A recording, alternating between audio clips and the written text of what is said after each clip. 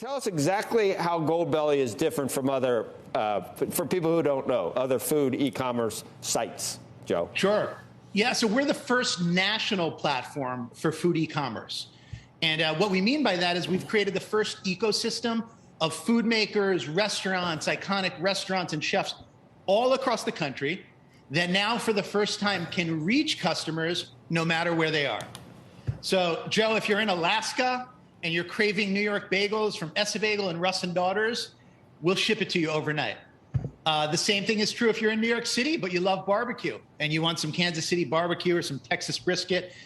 Basically, we've made the entire country and eventually the world one ecosystem, one platform where you can actually experience your favorite foods, no matter where they are, have them at your table, and create the first really at-home restaurant dining experience.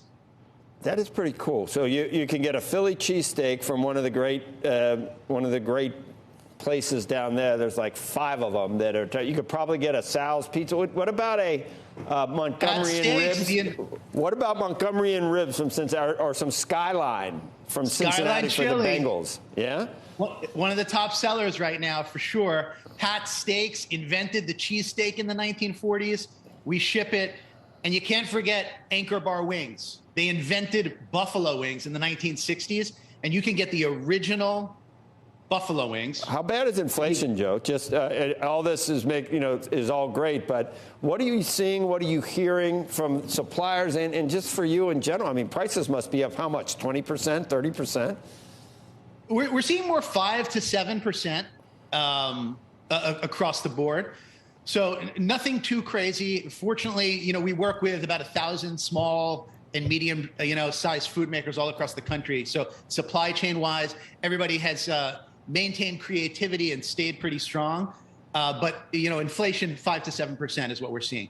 So you saved a lot of restaurants, I would think, or at least helped save a lot of restaurants. Will there be a reversal of that trend once we return to some whatever normal is?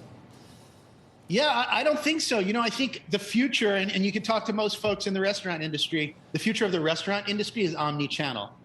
And I think in regards to what we do, what that means is if you are a restaurant and you have fans and followers and people who love what you do, but they don't live in your neighborhood, you want to reach them. And I think that's really the magic of Goldbelly for food makers. Now, all of a sudden, you can ship an order 3,000 miles. It's not about just who lives in your neighborhood or who you can reach on a local delivery platform. The entire country is a potential customer.